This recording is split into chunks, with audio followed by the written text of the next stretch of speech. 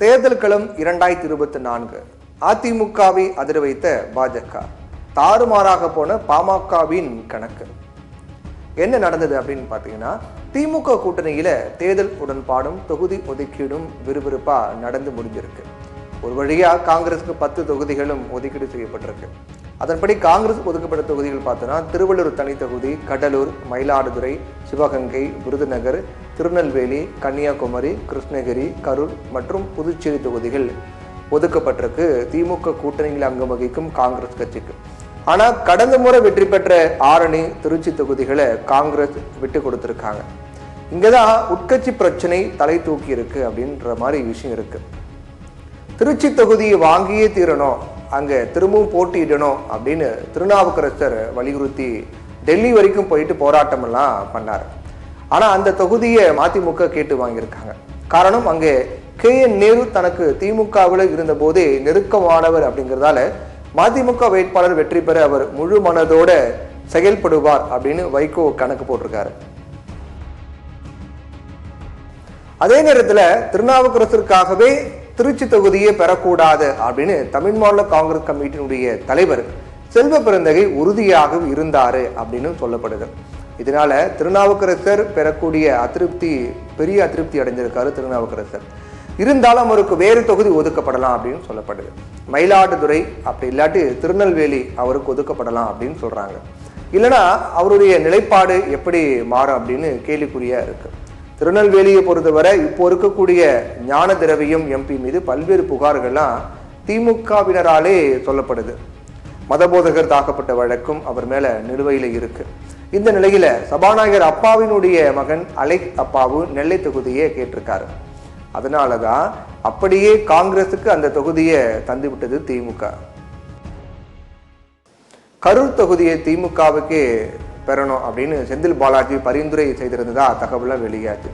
கரூர்ல ஜோதிமணிக்கும் செந்தில் பாலாஜிக்கும் இருந்த நட்புல விரிசல் ஏற்பட்டதே இதற்கு காரணம் அப்படிங்கிறாங்க. ஆனா ஜோதிமணியை கைவிட விரும்பாத ராகுல் காந்தி அவரே தலையிட்டு கரூரை பெற்றிருப்பதாகவும் சொல்லப்பட்டது. மும்பையில இந்தியா கூட்டணி கூட்டத்தின் போது இந்த தொகுதிகள் இறுதி செய்யப்பட்டது அப்படிங்கிறதும் குறிப்பிடத்தக்கது.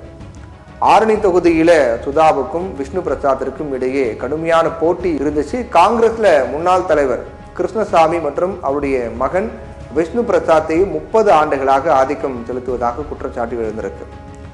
இந்த நிலையில யாருக்கு கொடுத்தாலும் சிக்கல் அப்படிங்கிறதால ஆரணி தொகுதியை திமுகவிடமே ஒப்படைத்து விட்டது காங்கிரஸ் அப்படிங்கிறாங்க. 2 பேரும் போட்டி போட்டதால யாருக்குமே இல்லை அப்படின்னு ஆயிருக்கு அப்படிங்கிறாங்க காங்கிரஸ் தரப்பினர். இதனிடையே தேமுதிக பாமக சார்பில் அதிமுக பாஜக அப்படின்னு மாறி மாறி பேச்சுவார்த்தை நடத்தப்பட்டது. பிறகு ராஜ்யசபா சீட்டு தான் அவங்களுக்கு முதல் குறியாக இருந்திருக்கு. ஆனா அதிமுகவும் பாஜகவும் கை விரிச்சிட்டாங்க.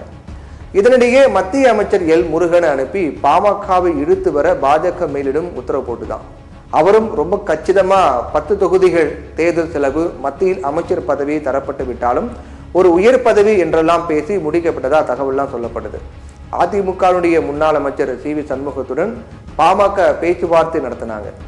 அப்புறம் பாமக சட்டமன்ற உறுப்பினர் அருள் பாஜகவுடன் ஒப்பந்தம் செய்யப்பட்ட நாளுக்கு முந்தின நாள் கூட எதிர்க்கட்சி தலைவர் எடப்பாடி பழனிசாமியை சந்தித்து பேச்சுவார்த்தை நடத்தினார்.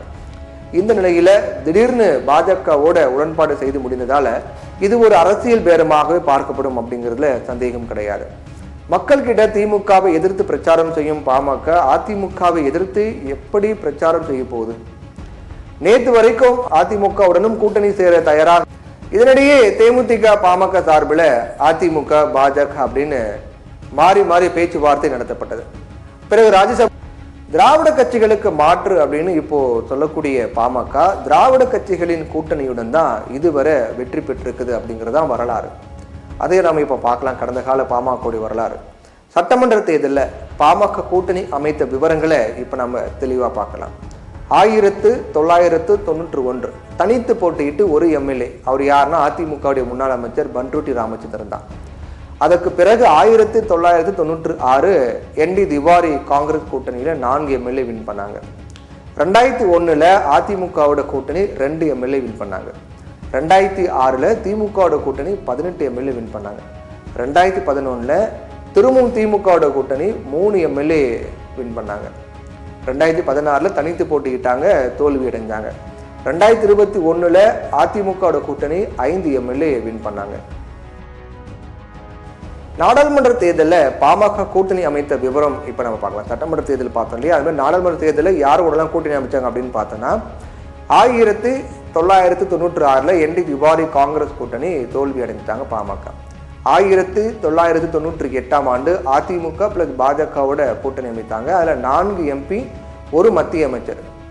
அதே போல் 1999 திமுக பிளஸ் பாஜகவோட கூட்டணி அமைத்தாங்க பாமக. அதில் 5 எம்பி 2 மத்திய அமைச்சர்கள். 2004 திமுக பிளஸ் காங்கிரஸ் கூட்டணி அமைத்தாங்க பாமக. அதில் 5 எம்பி 1 ராஜ்யசபா எம்பி 2 மத்திய அமைச்சர் பதவி கிடைச்சது.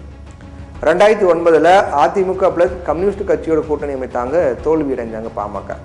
2014 பாஜக பிளஸ் தேமுதிகவோட கூட்டணி அமைச்சு 1 எம்பி தக்க வச்சுட்டாங்க. 2019 அதிமுக பிளஸ் பாஜக கூட்டணி அமைத்தாங்க, 1 ராஜ்யசபா எம்பி கிடைச்சது.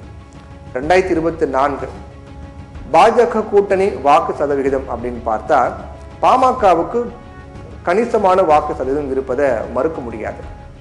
2021 சட்டசபை தேர்தலில் வாங்கிய வாக்கு சதவிகிதம் 3.80 தான்.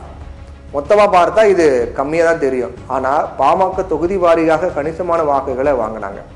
23 இடங்களில் பாமக போட்டியிட்ட நிலையில் அவங்களுக்கு 5 எம்எல்ஏக்கள் தான் கிடைச்சாங்க. அதே சமயம் 17 வேட்பாளர்கள் 2வது இடம் பிடிச்சாங்க பாமக வேட்பாளர்கள்.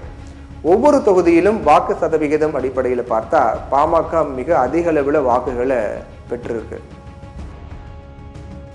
இதுல கும்மிடிப்பூண்டி, பூந்தமல்லி, திருப்பூர், சோளிங்கர், காஞ்சிபுரம், ஆற்காடு, திருப்பத்தூர், பெண்ணாகரம், தருமபுரி, கீழ்பெண்ணாத்தூர், வந்தவாசி, செஞ்சி, அப்புறம் சங்கராபுரம், மேட்டூர், சேலம், மேற்கு ஆந்திரா, ஜெயங்கொண்டம், விருத்தாச்சலம், நெய்வேலி, மயிலாடுதுறை, கீழ்வேலூர் உள்ளிட்ட 22 தொகுதிகளில் 20 விழுக்காட்டிற்கும் மேலே பாமக வாக்கு விழுக்காடு வாங்கினாங்க. இதில் 15 தொகுதிகளில் 30 விழுக்காட்டிற்கும் அதிகமான வாக்குகளை பாமக பெற்றாங்க. சேலம், தருமபுரி, கிருஷ்ணகிரி, விழுப்புரம், அரியலூர் போன்ற வட மாவட்டங்களில் சேலம், தருமபுரி, கிருஷ்ணகிரி, விழுப்புரம், அரியலூர் போன்ற அந்த வட மாவட்டங்களில் 2021 அதிமுக கூட்டணி திமுக கூட்டணியை விட அதிக எம்எல்ஏக்களை பெற்றது. அதுலேயும் சேலம் பார்த்தீங்கன்னா 10க்கு 9 சொல்லலாம். தருமபுரியில் 5க்கு 5 இடங்களை வென்றது. இதுக்கு காரணம் பாமகவின் வாக்குகள். சேலம், தருமபுரியை தூக்க அதிமுகவிற்கு உதவியாக இருந்ததே பாமக தான். பாமக இப்படி பல தொகுதிகளில் 2ஆம் இடம் பிடிச்சு 30+ வாக்குகளை பெற்றதே அதிமுகவின் வெற்றிக்கு காரணம். இப்போ பாமக பாஜக கூட்டணி அமைந்திருப்பதால கணிசமான வாக்குகள் பிரியும் நிலைமையே உருவாக்கப்பட்டிருக்கு. அதிமுக சிறிய கட்சிகளோட தனித்து விடப்பட்டிருக்கு. இதன் மூலம் ஆதாயம் திமுக கூட்டணிக்கு தான் அப்படிங்கிறது ஒரு எளிமையான கணக்காக இருக்கு. பாஜகவின் நோக்கமும் அதிமுகவே காரணமாக அதிமுக காணாமல் போக செய்யணும் அப்படிங்கிறதா பாஜகவுடைய நோக்கமா இருக்கு. ஆனா வேட்பாளர் பட்டியல் இதுவரை விசிக, கம்யூனிஸ்டுகள், கொங்கு மக்கள் தேசிய கட்சி, மதிமுகவை தவிர பெரிய அரசியல் கட்சிகள் இதுவரை வெளியிடாத காரணம் அந்த அஷ்டமி நவமின்னு சொல்றாங்க. நேற்று முன்தினமும் பார்த்தீங்கன்னா அஷ்டமி நவமி இந்த மாதிரிலாம் தினங்கள்லாம் வந்தது. ஏறக்குறைய எல்லா கட்சிகளுமே இந்த திதிகளையும் திசைகளையும் பார்த்து கொண்டிருப்பதா வேடிக்கையா இருக்கு. அதிர்ஷ்டத்துல இருக்கக்கூடிய நம்பிக்கை மக்கள் மீது இல்லை அப்படிங்கிறது தான் ரொம்ப வேதனையான ஒரு விஷயமா இருக்கு. எந்த பகுத்தறிவு வேட்பாளராவது ராகு காலத்துல வேட்புமனு தாக்கல் செய்யறாங்களா அப்படிங்கிறது பார்க்கலாம். இப்படி அதிமுகவும் பாஜகவும் கூட்டணி அமைக்க பதற்றமாகவும் பரபரப்பாகவும் வேலை பார்த்து வந்த நிலையில 5 தொகுதிகளாவது பாஜகவுக்கு எதிராக வீக்கான வேட்பாளர்களை நிறுத்துமாறு டெல்லி தலைமை அதிமுக கிட்ட கேட்டதாகவும் தகவல் வெளியாச்சு.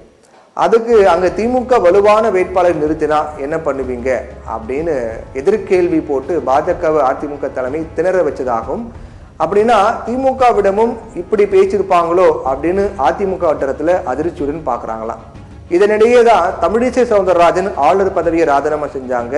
அவங்க கன்னியாகுமரி அல்லது நெல்லை தொகுதியில போட்டியிடுவாங்க அப்படின்னு சொல்லப்படுது. தென் சென்னை அப்படின்னு சொல்லப்படுது. அதே போல நாம் தமிழர் கட்சி சார்பில் தென் சென்னை தொகுதிக்கு முதல் வேட்பாளராக அறிவிக்கப்பட்ட பத்திரிகையாளரும் ஆவணப்பட இயக்குநருமான நாச்சியால் சுகந்த் 2 கோடி தொண்டர்களை கொண்ட அதிமுகவில் என்னை இணைத்துக் கொள்வதில் மகிழ்ச்சி அடைகின்றேன் அப்படின்னு நாச்சியால் சுகந்தி பதிவிட்டிருக்கார். ஸ்டெர்லைட் துப்பாக்கி சூட்டுக்கு எதிராக ஆவணப்படம் எடுத்தவர் நாச்சியால் சுகந்தி அப்படிங்கிறது குறிப்பிடத்தக்கது. அரசியலை இதெல்லாம் சகஜமப்பா அப்படிங்கிறாங்க சலித்து போன அரசியல் நோக்கர்கள்.